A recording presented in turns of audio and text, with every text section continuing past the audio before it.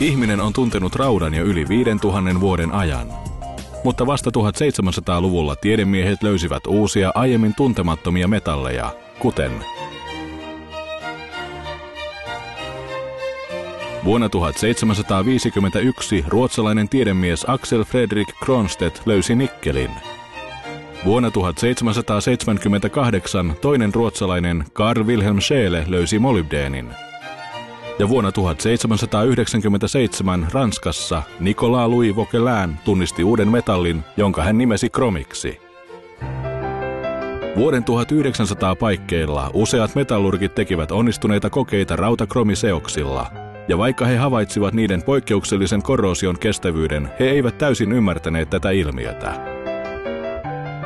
Vuonna 1912 saksalaiset Eduard Maurer ja Benno Strauss saivat ensimmäisen patentin ruostumattomien krominikkeliterästen valmistamiseksi. Nykyisin tämä austeniittisten lajien ryhmä tunnetaan myös nimellä 18/8 ja käsittää noin 60% kaikesta maailmassa tuotetusta ruostumattomasta teräksestä. Vuonna 1913 valmistettiin ensimmäinen kaupallinen sulatus ruostumatonta terästä Englannin Sheffieldissä.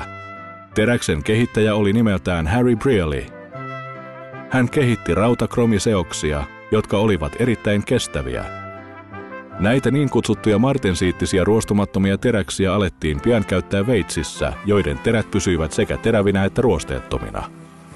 Suunnilleen samaan aikaan Amerikassa Frederick M. Beckett ja Christian Dansizen kehittivät vielä yhden ruostumattoman terästyypin, ferriittiset lajit, jotka käsittävät nykyisin noin 30% ruostumattoman teräksen maailmanlaajuisesta tuotannosta. Vuoteen 1920 mennessä, alle vuosikymmenen aikana, 3 ruostumattomien terästen sukupuun pääryhmää, austeniittiset, martensiittiset ja ferriittiset, kaikki kukoistavat ja ovat edelleen laajalti käytettyjä.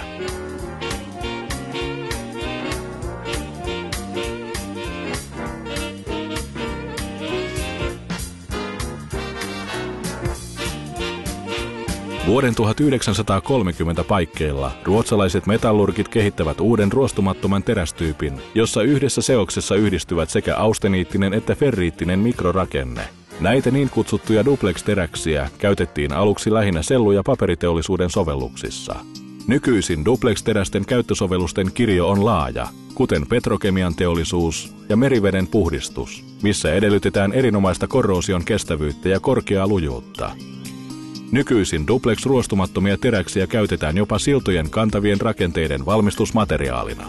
Ruostumattoman teräksen käytöllä saavutettavat edut ovat niin suuria, että siitä on tullut tavanomainen materiaali moniin käyttökohteisiin, kuten tiskikoneen sisäosat, ajoneuvojemme pakoputkistot sekä sisä- ja ulkotilojen kaiteet. Kaikki nämä tuotteet kestävät huomattavasti aiempaa pidempään. Siten onkin helposti ymmärrettävissä, miksi ruostumattoman teräksen kysyntä kasvoi 10-kertaiseksi vuosien 1970 ja 2010 välisenä aikana, 3–30 miljoonaan tonniin. Sen pitkän aikavälin keskimääräinen kasvu on edelleen niinkin korkea kuin 6% vuodessa. Nykyisin ruostumaton teräs mahdollistaa puhtaan veden saatavuuden maailman kuivimmille alueille, mahdollistaa ruoanvalmistuksen maailman jatkuvasti kasvavalle väestölle ja on mahdollistanut lääkkeiden massatuotannon. Monet teollisuuden alat luottavat ruostumattomaan teräkseen omassa tuotannossaan. Ruostumattoman teräksen ansiosta monet korkealuokkaiset tuotteet ovatkin kohtuuhintaisia ja laajalti saatavilla. Ruostumattoman teräksen tulevaisuus näyttää hyvältä, koska se säästää ympäristöä. Mikäli oikea teräslaji on valittu, se kestää vuosikymmeniä. Käytön jälkeen se on myös täysin kierrätettävissä.